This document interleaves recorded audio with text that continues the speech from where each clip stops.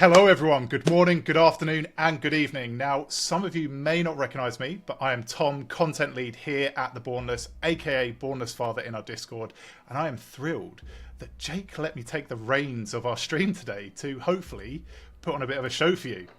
We are right now in the middle of Steam Screamfest, and if you haven't yet, head over to Steam right now and download The Bornless to play for free. Seriously, go give it a try.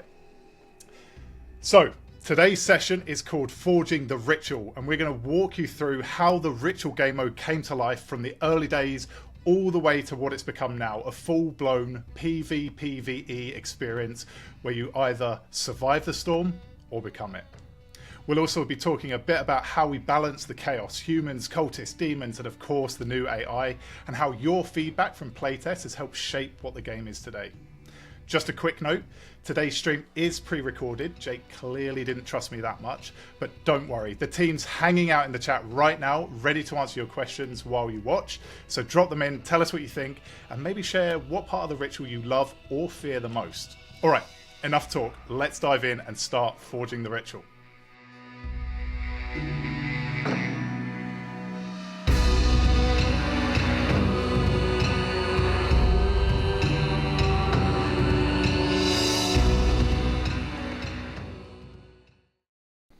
Fortunately, I'm not alone today, thank God. So let's let our guests introduce themselves. Hi, my name's Toby Saunders. I'm one of the developers who started work on the original prototype of The Bornless many years ago, and still working on the team today. Hey guys, Josh Palumbo. I'm head of product on the team. I joined very early on when The Bornless was in a very different state than you guys, know it as today, and happy to have been on this journey and come such a long way with the game. And I'm Branton. I also joined around the same time as Josh. It's been many years now. I've been doing game development for over a decade now, and I'm bringing that experience to the team. Amazing. Thank you guys so much for joining us today. So let's dive right into it. First few questions are for you, Toby.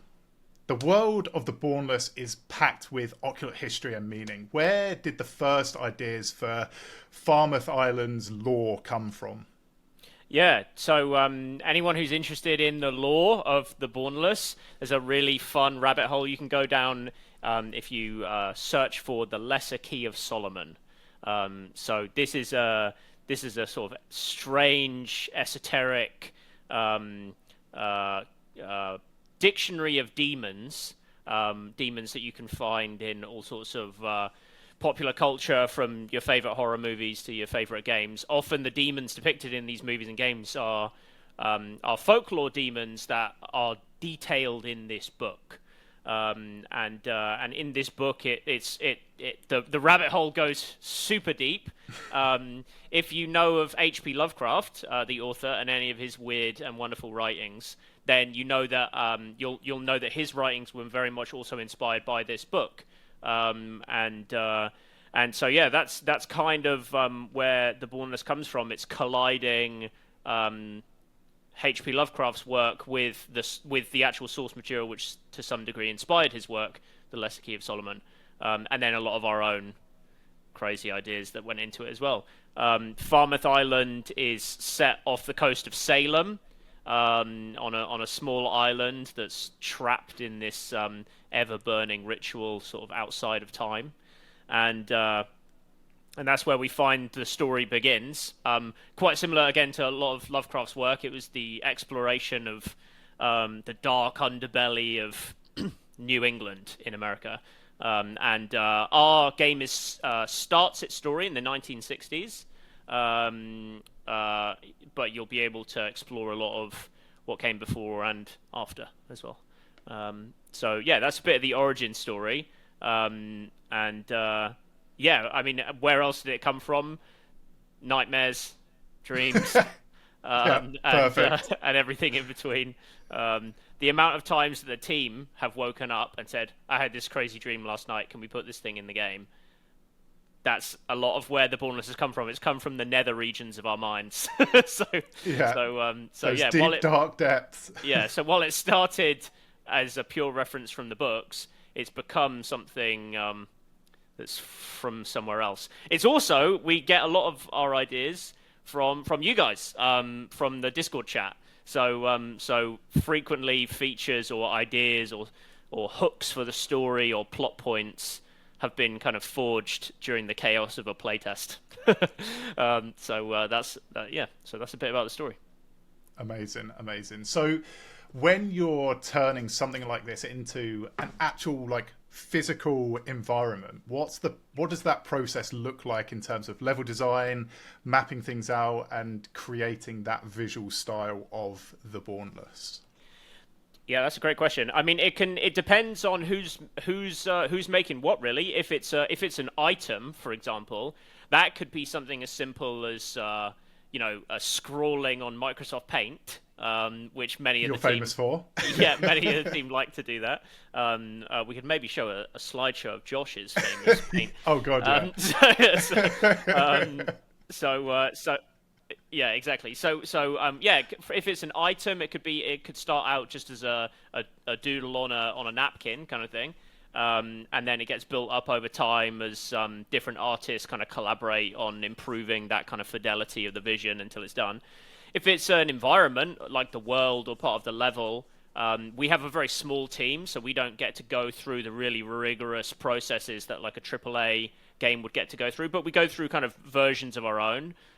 We do a quick grey boxing process, which is when you throw cubes in the shape that you want, and it very often starts with some kind of core idea of, giant squid or mountain with a hole in it, or I don't know. It could be some kind of core imagery that you want to capture, vampire manor, and then we build up sort of pieces of it over time.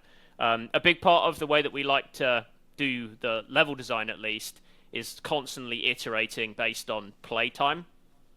That as well, for a small team, we've found is sort of the only way you can do it, because you'll never be able to have the resources to get it right first time.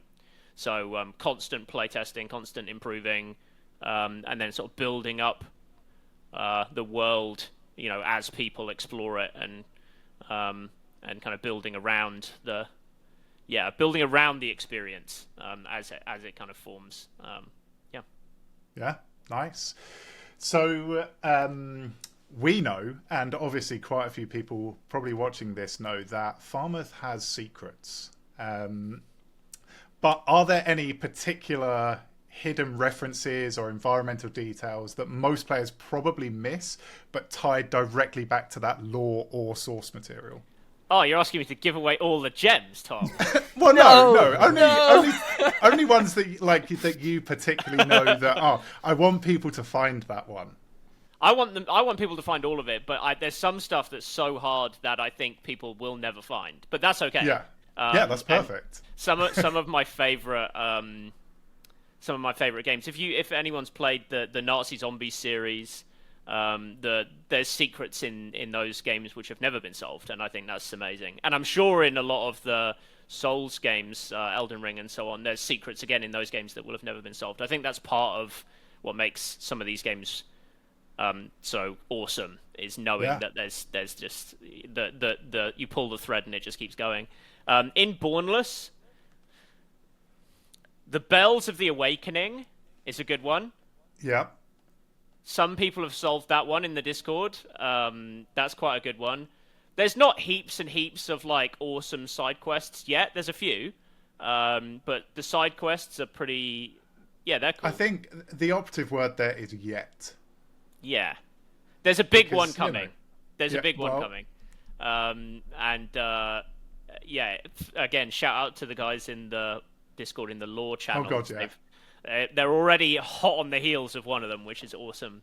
So the Bells of the Awakening is a good one if anyone wants to, get out there in the Discord and see if they can explore that one with some other folks in there. That's a good one to track down. The reward for that one is quite nice. There's obviously the Morse code. Oh, Ratty. That's good. That's good. Don't say anymore. We'll stay you there. Don't have to say anymore. Don't stop there. Don't say anymore. Yeah. So as the story develops, how does that like feed back into level design? Like, you yourself obviously play a big role in the level design, so do you find yourself like updating or reshaping areas to reflect new storylines or community discoveries, or do you wait for the community to figure something out and then go, oh, actually, let's change this a little bit? How does it? How does your brain work? Both, yeah, both. Okay, perfect. Yeah, it's there's a good handful of things that I'm ahead of everyone on, and I don't tell the dev team all of it either. So there's a good chunk of stuff that I'm ahead on, but then there's some stuff that the community have found connections between things that I didn't think of, and that no one on the team thought of. And so those connections are ones where I and myself and other team members see the connections the community has made and identify a line that's really, really fascinating. You know, a connection between two characters or between something in the world and a backstory piece that they know. And then as that stuff gets explored, we can build around the threads that people pull. So we do that too. If there's something particular that a community member has found that we didn't find, then yeah, that's just as fun to build as things we've pre-planned. The stuff we've pre-planned, I think if we had $100 million budget, we still probably wouldn't be able to do all of it, because we've got a lot of, there's a lot that's the story's already mapped, and we know where we're going, and we know the beginning, we know the middle, and we know the end, and we know exactly where it's going to go. But there's a lot of in between nuance there of like, the grey matter in between, which is being fun, which is very fun to build around. In terms of level design, I mean it's very iterative, so a lot of it is informed by gameplay first, and then if we have those quiet corners, that's where we like to tuck little secrets in. Perfect, amazing, brilliant. Right, Josh, this is your moment. I'm here. So the Bornless and the Ritual game mode have really a really intricate balance between humans, cultists, AI mobs, and demons. What has been the toughest part of keeping matches unpredictable but still fair? Yeah, all of it. All of it's been tough, but it is a tough one because, honestly, like you said, that unpredictability and the chaos are sometimes what create some of the shining moments in the Bornless. Like when you're out there experiencing the island and we can't facilitate those in certain ways. They just kind of happen, right? But importantly, we need to make sure we're not straying too far away from fairness. Appealing to players outside of just the hardcore players is something that's always been pretty important for us. We think there's plenty of titles that service that really, really well, and we're not necessarily looking to just be this really intense hardcore shooter, right? We want to make sure these guys have a fighting chance in these combat encounters that they're coming across, whether it be as a demon, as a player.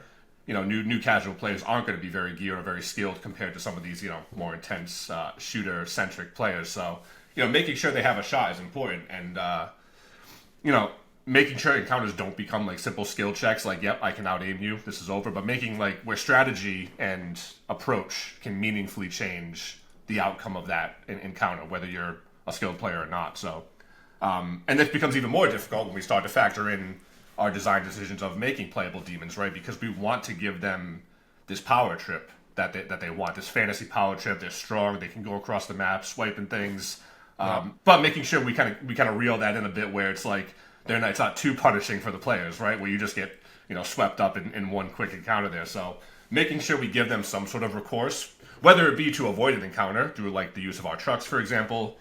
Being able to they kind of calculate how they want to take on this scenario, so that becomes really difficult. Just a couple of tangible ways we balance some of the basics, like the weapon rarity is one example.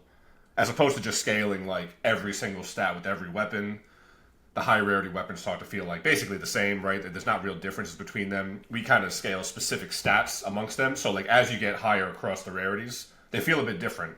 What the rifle does at the higher rarities can be very different what the SMG does, or even the SMGs in and of themselves in some cases even too. So making weapons become very situational depending on the encounter. I know it's a big talk over the weekend. The trench gun is very powerful against demons. That's partially because of a bug, but partially because they are intended to be strong against demons. So there is a bit of a combination there. So that's one example of like having the right weapon when you encounter even a specific demon might have a different kind of weakness to it. But if you have a demon in your face and you have a rifle, a bolt action in your hand, you're probably going to have a bad time, right?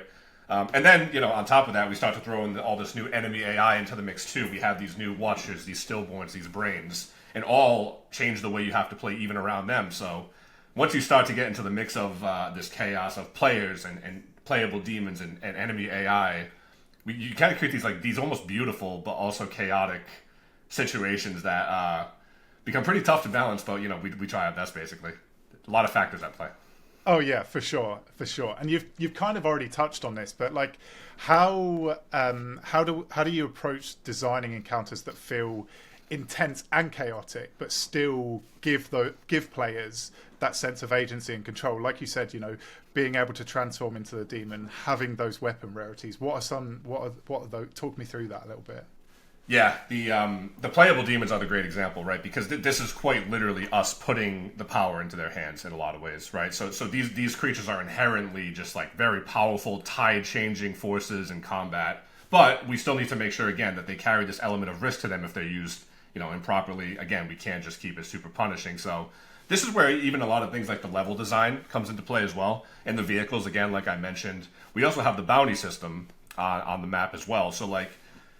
In terms of giving players the sense of control, players can, in some ways, not always, choose how they want to approach a certain scenario. Perhaps you see those bounties on the map, right? You don't necessarily want to encounter that demon. You haven't quite looted enough. You're undergeared. You're going to lose that battle, right? So you try to approach it a bit differently. So you do have a little bit of control. However, there's of course the unpredictability that does happen in the Bornless quite often, and maybe this guy just rolls up on you, right? So this is where things again, like the vehicles, come into play, where you may need to rapidly decide, like, hey guys, we got to get out of this situation. Maybe you got a team there with you who's not even your teammate, and you guys like, maybe we got to team up and take this guy down. This is where the VoIP and the social elements really start to shine in the game, and letting people work together or betray each other, right? So it's They even when amidst all the chaos, they do have options, right? And I think that's what we want to provide them in the future.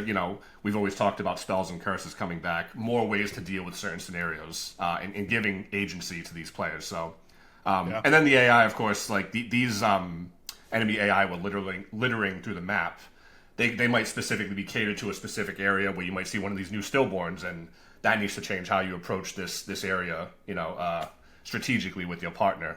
And I think we have a lot of ways to give that player agency, but we also have a lot of ways to give that, sort of immovable force kind of feel with some of our characters too. Definitely. So, you've talked a lot about the sort of different ways people can play the game. Community feedback and playtest data obviously plays such a massive part in the balancing decisions that we make, who we change and what have you. Like, how do we make this happen? How do we take that community data and just implement it? Yeah, totally. The community data is honestly of, I say, utmost important in a lot of our design decisions and our gameplay changes and our balancing. We're a small team at the end of the day, like Toby has said before, and we only have the capacity to do so much internally.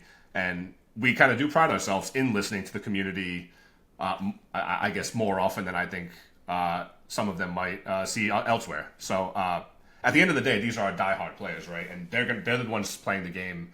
They're the ones who want to see, we can see how they're interacting with certain features. Even if we design something on paper, very frequently we'll put it in the hands of the players and they might interact with it totally differently. They might interpret it differently or just utilize it differently. And that's okay. And that's the data we need. So making sure we stay really agile, doing focus groups very frequently, doing these play tests as frequently as possible, and just consuming as much feedback as we can from these players, because the quicker we get that data, the quicker we can kind of move in on resolving some of the gaps that maybe we didn't see initially when we were designing some of these features. And, at the end of the day, like I said, small team, we can't get the reps in that these players can in a short amount of time. So getting a broad understanding of how our players are actually using features, what features they want to see, how they're using, very specific things, which weapons are strong and weak. That's something we can only test so much internally. how powerful demons are compared to the weapons and the humans and the AI, how the AI feels. All of this is so extremely useful that it's honestly top priority for us to kind of take that feedback in. Yeah, definitely. And, this is your reminder to make sure that you join our Discord. We've got a suggestions channel in there, and, in-game there's a feedback form. We listen. We really, really pay attention to that stuff, so it's crucial. I personally read through every spreadsheet at the end of every playtest, line by line. There you go. Amazing. Branton, over to you now. You spoke with Jake about this briefly on the town hall last week, but I'm going to ask you again.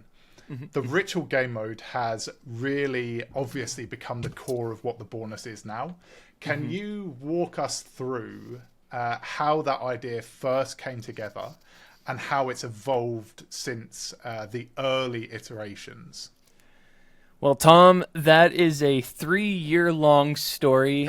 I don't think we have time for that, so I'll try and give you. I'll give you the bullet point list of this one. So I joined very early on after Toby, as he mentioned before, created a prototype for the game that was very interesting, very, very different to what you see now.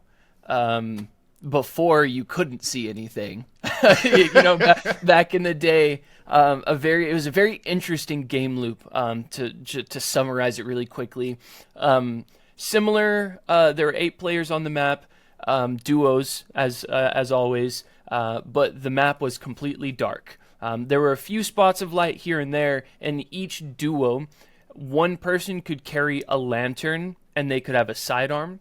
And the other person had a primary weapon. So the Tommy gun was the first one. I think there was an old version of like the Sten or the MP40 at the time. And it was super, super centralized on the duo gameplay. It was very interesting. It was tough. It was very punishing. But it was fun. At this time, there was an AI Oribus, the demon, was always on the map, and he was always hunting players. And the goal was obviously to make it to the catacombs at the center of the map and defeat all of the other players. And it was something where the map slowly opened over time. If you've played the game, obviously you'll notice a couple of similarities. The duo gameplay. That's a big one, whether it be the lore or gameplay balance. We've always tried to focus on duos and team play and cooperation. I think that's a big word for us is cooperation. As Josh mentioned earlier, sometimes you can get to the boats or an extract and you team up with other players through VoIP. Whether it's social or with your own teammate, cooperation is important for us. But yeah, that was the first game mode. We tried a lot of different things early on. A lot of us in the studio are really big gamers. You name the FPS, we've played it, right? And so we tried our hand at gearing it more towards a competitive play style, even to a point where we had a 2v2 arena mode where it was elimination round based, and a lot of players had fun with that.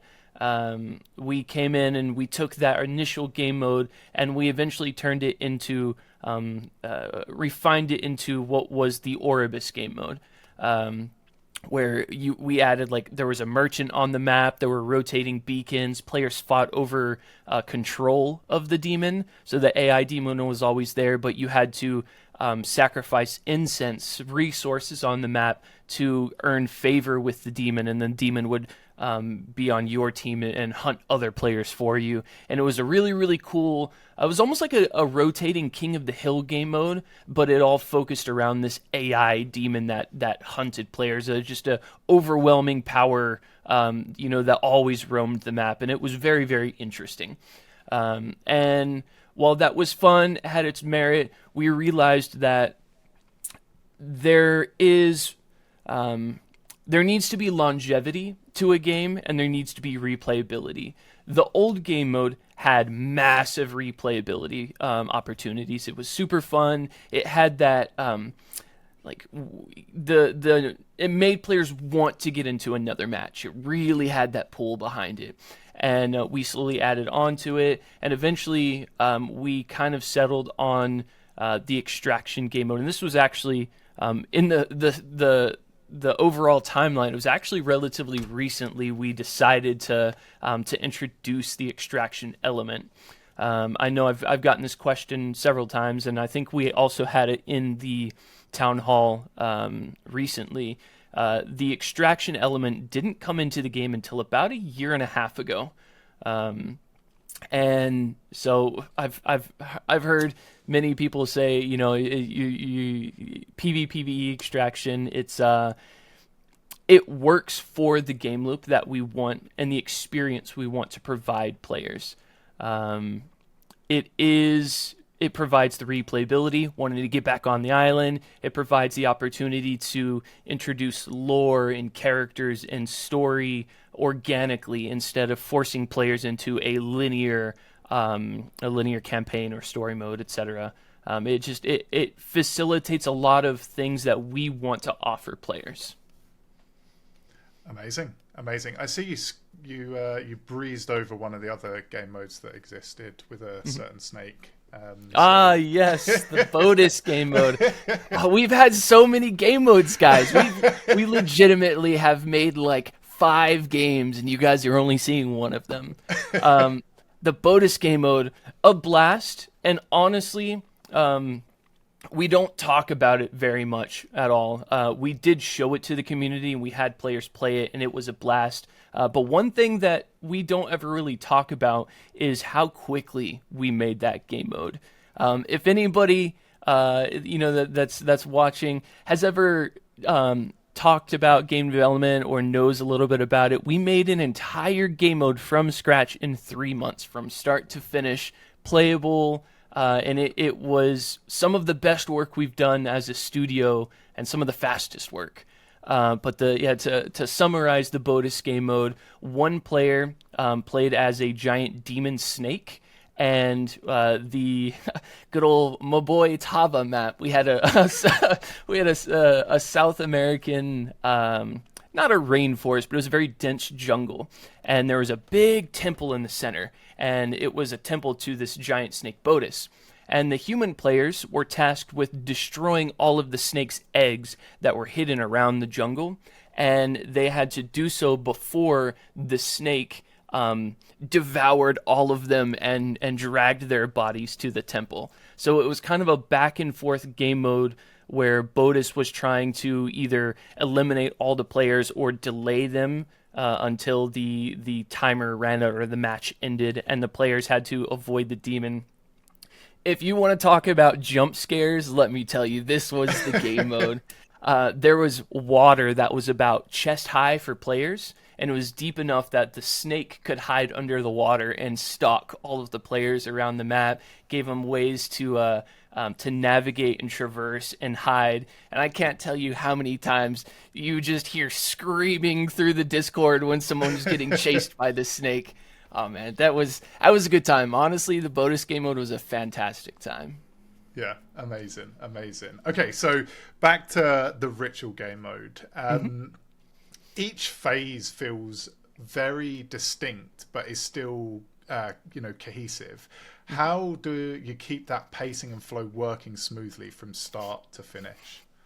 That's an interesting question. I will say, I think it's because we made so many game modes before that when we did sit down to really hammer in the details of this current extraction game mode, we knew what needed to happen really early on for things to be fun. Again, going back to the old Oribus game mode where we tried to do the competitive spin, doing that game mode, we got a really, really good feel for how quickly do you throw a player into the action? Because this goes for, I always make this this correlation between music and game development or game design specifically, is there needs to be rests. like down tempo periods, rests, because it makes the crescendos and the climaxes, the breakdowns and such, it makes them more impactful. And if you look at the extraction game mode, you'll see that you start off slow and then it slowly builds up. And then, as people start to get their sigils across the map, players have an option. They have an opportunity to play it safe, take that rest period and wait for other teams to kind of duke it out, or they can go straight into that kind of crescendo and they can jump into the fray and try and kill other players and take those sigils. And you get that really organic increase of combat over time. And the addition of the AI, like Josh spoke about, has really benefited us because it allows us to cater that experience even more. Not everybody wants to do PvP, but they still want that action, that climax of the battle, and the AI provide that opportunity. So we hit that really early on, knowing about the mark where we wanted what we called the mid game to be, and the early game to mid game I think we've nailed, and then the mid game to end game has gone through many iterations. And players obviously that play now will know that is still evolving and changing over time, and I think that's important for the health and the word longevity of a game, is to keep things dynamic and interesting, and make sure that the experience. I say, I've been saying this a lot, the first match should always be just as fun as the 100th match, and I think we're every day we're a step closer to really nailing that. Yeah, definitely, 100%. So if you had to sum up what makes the ritual game mode stand out from other extraction shooter loops, what would you say that is? I think that answer is twofold. The first one is story. Other extraction shooters, it's all about the minute-to-minute gameplay, the experience, getting in, shooting your guns, and finding cool loot and getting out. And we have built more into our loop with story and lore, and making the environment feel rich and full of life. Secondly is the extractions. In a lot of extraction shooters, you can extract at any time. You hop into a match and you're like, I'm out of ammo, or I forgot this thing in my safe house, or I'm just not feeling what's going on here, so you extract. And what we've found is that leads to a lot of dead, boring, empty gameplay for the last 15 to 20 minutes of a match. And so in the Bornless, you cannot extract until the ritual has been completed on the island. So that means every player, whether they came in to loot, whether they came in to complete a quest, whether they came in to grab scrap to go build in their safe house, they all need to finish the ritual to get out, which means that even though all of the players are against each other, they're also working together to complete this ritual so everybody can extract. So you have this very interesting dynamic where, yeah, you want to get out, but at the same time, the enemy on the other side of the island could just as easily be an ally, and it really adds to that dynamic feeling of the match, and no match you play is ever going to be the same. Amazing. Wicked. Thank you so much. Well, that is all we have time for today. Thank you so much to Toby, Josh, and Branton for joining me. And thank you guys for watching and spending part of your Screamfest with us. Remember, The Bornless is live right now on Steam as part of Steam Screamfest. So if you haven't yet, head over to Steam, download it, and step onto Falmouth Island yourself. We will be running streams every day, so make sure to tune in and watch Jake tomorrow. Thank you again for tuning in, and whether you're exploring, summoning, or surviving, stay unholy.